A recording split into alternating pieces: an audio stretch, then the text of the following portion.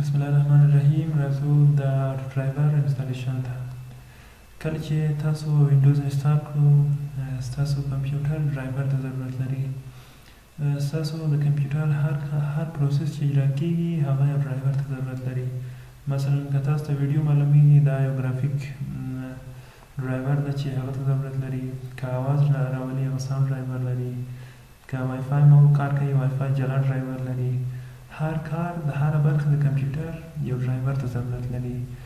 کله چې تاسو وینډوز وکړو بعضې ډرایورونه انسټالیږي ډرایورونه او بعضې ډرایورونه نه انسټالیږي. د دې په خاطر چې مثلا ډېر خلک اکثر خلک دي چې یا د کمپیوټر رڼا نه کمیږي یا وای فای کار نه کوي یا هاټ سپاټ کار نه کوي له مختلف موضوع کار نه کوي او هر مشکل چې ستاسو کمپیوټر کې وي د هغه علت یې دا ده چې تاسو ډرایور نه ده انسټال کړی. اوس به راشو ډرایور سره انسټالېدو طریقې ته. کولی شئ چې تاسو په انټرنیټ کې هم ولیکئ چې اټو ډرایور تاسو ډرایور راځي فور وینډوز 10 هغه به راشي انسټالولو تاسو تشریح کوم چې څرنګه انسټالېږي. که خپله پوښتنه وکړئ هلته سی ډیانو کې سی ډي خرڅېږي د اټو ډرایور سی ډي واخلئ خپل کمپیوټر ته واچوئ بیا وروسته له هغه د انسټالیشن طریقې دي چې زه به تاسو ته تشریح کوم. تاسو به ورشئ خپل سی ډي ته له هر ځای کې چې تاسو اټو ډرایور لرئ هماغه اټو ډرایور به پیدا کړئ. دلته اټو ډرایور په پاورایزو کې د پاورایزو یو فایل ده د بوټ کولو لپاره او د سافټویرو د فایلو د ساتلو په خاطر.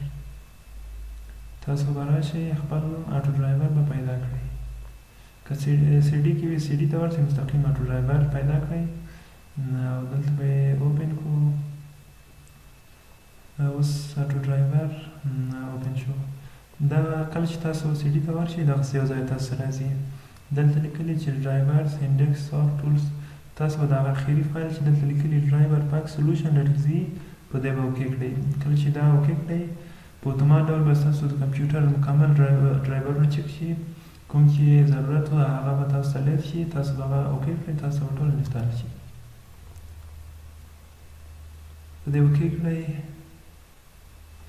اوس به دا پروګرام رن شي. کله چې رن شو ستاسو مکمل ډرایورونه به لیست شي کوم چې ستاسو لپاره نه دي انسټال شوي. بیا کومه چې مو خوښه وي یا ضرورت مو وي هماغه پکې انتخاب کړئ بیا وروسته له هغه انسټال نه ووهئ تاسو به ټول انسټال شي. اوس به هماغه برخه راشي.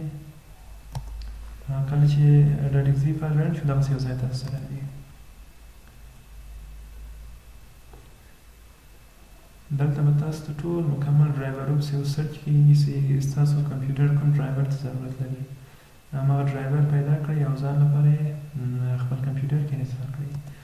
دلته لیکلي چې لاس ډرایورونه ستاسو په کمپیوټر کې نشته. اپډیټ آل چې ووهئ دا مکمل ټول به اپډیټ شي.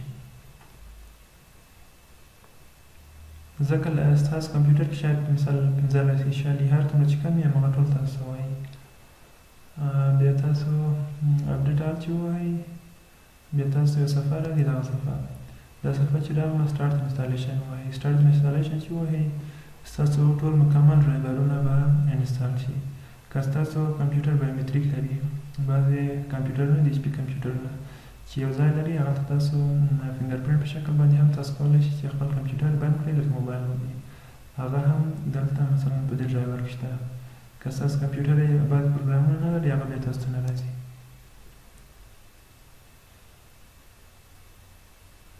اوس راشئ سټارټ انسټالیشن ته. کله چې سټارټ انسټالیشن ووایئ تاسو ټول ډرایورونه به تاسو لپاره انسټال شي. کله چې دا ټول انسټال شو بیا راشئ فینش ووهئ بیا به ستاسو ټول ډرایورونه انسټال شي. دا ډرایورونه دي چې هر کومه انسټالېږي او کله چې دا انسټال شو ستاسو کمپیوټر مو ریفریش کړئ ستاسو ټول مکمل ډرایورونه به انسټال شوي وي تاسو ته. دا به